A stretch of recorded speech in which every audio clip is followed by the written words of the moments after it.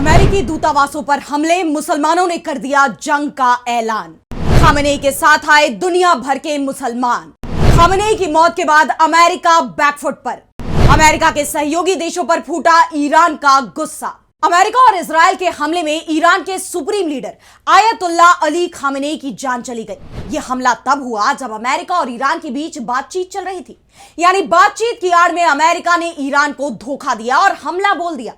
Khamenei वैसे तो America पर बिल्कुल भरोसा नहीं करते थे, लेकिन जिस तरह से अमेरिका के साथ 3 दौर की बातचीत हुई, उससे उन्हें यह भरोसा तो हो गया था कि बातचीत से विवाद का हल निकल आएगा और किसी तरह के सैन्य टकराव की जरूरत नहीं पड़ेगी। अमेरिका पर यह भरोसा खामेनेई को भारी पड़ गया और जैसे ही यह खबर सामने आई कि खामेनेई हमले में मारे गए हैं, उसके बाद पूरी दुनिया में इसे लेकर बवाल मच गया। पाकिस्तान में तो जंग के हालात बन गए। इस्लामाबाद, कराची, रावलपिंडी, हर जगह अमेरिकी संस्थानों को निशाना बनाया गया। इजराइल के साथ तो पाकिस्तान के पहले से ही किसी भी तरह के संबंध नहीं है, इसलिए पाकिस्तानियों का पूरा गुस्सा अमेरिका पर फूट पड़ा और इसी बवाल को लेकर आज हम अपनी स्पेशल रिपोर्ट में करेंगे बात। नमस्कार, मैं आराधना। तो शुरू करते हैं हमारी एक खास रिपोर्ट और बात करेंगे पाकिस्तान में खामेनेई को लेकर लगते नारे की।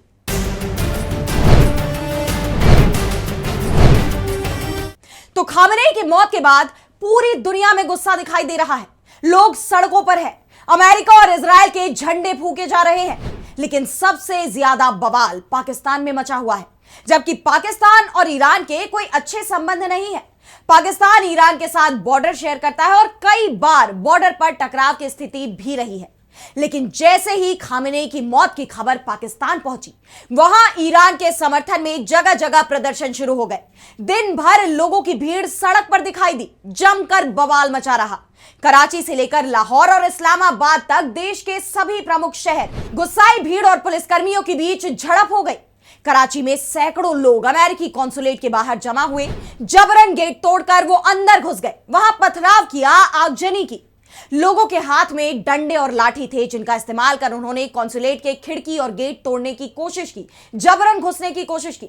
गुस्साए प्रदर्शनकारियों ने अमेरिका और इजराइल के खिलाफ जमकर नारे लगाए और ईरान के समर्थन में आवाज उठाई।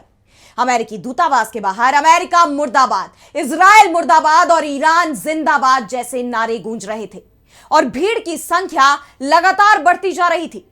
उन्होंने अमेरिकी कॉन्सुलेट के गार्ड हाउस में भी आग लगा दी, जिससे आसपास धुएं का गुबार उठता दिखाई दिया।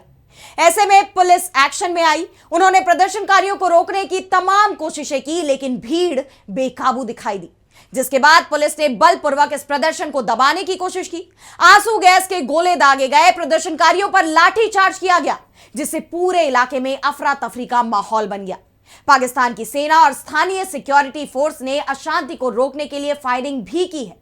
बताया जा रहा है कि इस घटना में अब तक 14 लोगों की जान जा चुकी है, जबकि 30 से ज्यादा लोगों के घायल होने की खबर है।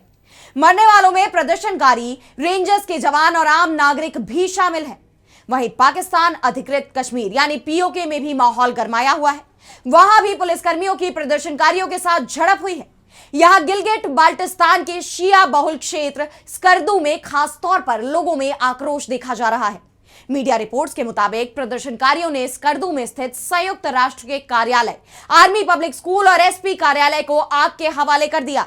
United Nations military observer group in India and Pakistan यानी UNMOGIP का दफ्तर, जो नियंत्रण रेखा यानी LOC पर गतिविधियों की निगरानी करता है, उसे भी प्रदर्शनकारियों ने निशाना बनाते हुए फूंक दिया। अब आपको यह भी बता दें कि यह वही क्षेत्र है जहां शिया मुसलमानों की आबादी ज्यादा है और ईरान भी शिया बाहुल देश है। ऐसे में ईरान में अमेरिका और इजराइल की हिमाकत को लेकर शिया मुसलमान खास तौर पर भड़के हुए हैं, जिससे पाकिस्तान में कानून व्यवस्था पूरी तरह चरमरा गई। हालांकि प्रशासन हालात पर काबू पाने की कोशिशों में जुटा हुआ है। पाकिस्तान सरकार ने बिगड़ते हालात को देखते हुए प्रमुख शहरों में सेना और अर्धसैनिक बलों यानी रेंजर्स की अतिरिक्त टुकड़ियों को तैनात कर दिया है। पूरे देश में मोबाइल और इंटरनेट सुविधाओं को आंशिक रूप से बाधित कर दिया गया है। पाकिस्तान के बड़े शहरों में कर्फ्यू जैसे हालात बन गए हैं। प्रदर्शनकारियों से शांति की अपील की जा रही है, लेकिन यह तनाव कम होने का नाम नहीं ले रहा। पाकिस्तान के लिए सबसे बड़ी परेशानी यह है कि आखिर वो किस पक्ष को चुने, क्योंकि एक तरफ खामेनेई का समर्थन पाकिस्तान की जनता कर रही है, वहीं दूसरी तरफ पाकिस्तान की सरकार और सेना डोनाल्ड ट्रंप के इशारे पर काम करती दिखाई दे रही है। दरअसल ईरान के सर्वोच्च नेता आयतुल्लाह अली खामनेई की मौत से पूरे मुस्लिम जगत में मातम पसर गया है। ईरान के राष्ट्रपति मसूद पेजेश्कियान ने ईरान और इजरायल के इस हमले को मुस्लिम देशों के खिलाफ ही जंग बता दिया है। उनका कहना है कि सुप्रीम लीडर खामनेई की अमेरिका और इजरायल के हमले में मौत मुसलमानों के खिलाफ जंग का ऐलान है। ईरान के सबसे बड़े राजनीतिक और धार्मिक नेता की जान लेने के इस जुर्म को पूरी दुनिया के मुसलमानों, खासकर शिया समुदाय के खिलाफ खुली लड़ाई माना जाएगा। इसका बदला लेना ईरान का हक और जिम्मेदारी दोनों है। इस अपराध के जिम्मेदार लोगों को सजा देना ईरान का कानूनी अधिकार है। जंग शुरू होने के बाद से ही पेजेश्कियान सार्वजनिक रूप से सामने नहीं आए हैं, लेकिन उन्होंने एक लिखित संदेश में यह बता दिया है कि ईरान इस हमले के खिलाफ क्या रुख अपनाने वाला है। ईरान ने एक बात और साफ कर दी है कि अगर कोई देश अमेरिका की मदद करेगा तो ईरान उस पर पलटवार जरूर करेगा।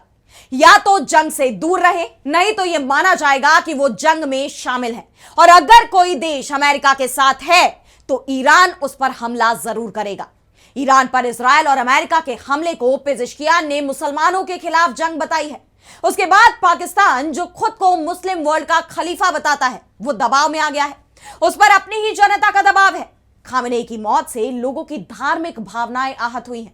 वो ईरान के सपोर्ट में है, लेकिन ईरान का सपोर्ट करने का मतलब होगा अमेरिका के खिलाफ खड़ा होना, जो पाकिस्तान के लिए बहुत मुश्किल है, क्योंकि पीएम शहबाज शरीफ और सेना चीफ आसिम मुनीर लगातार अमेरिकी राष्ट्रपति डोनाल्ड ट्रंप की खुशामदगी करते नजर आए हैं।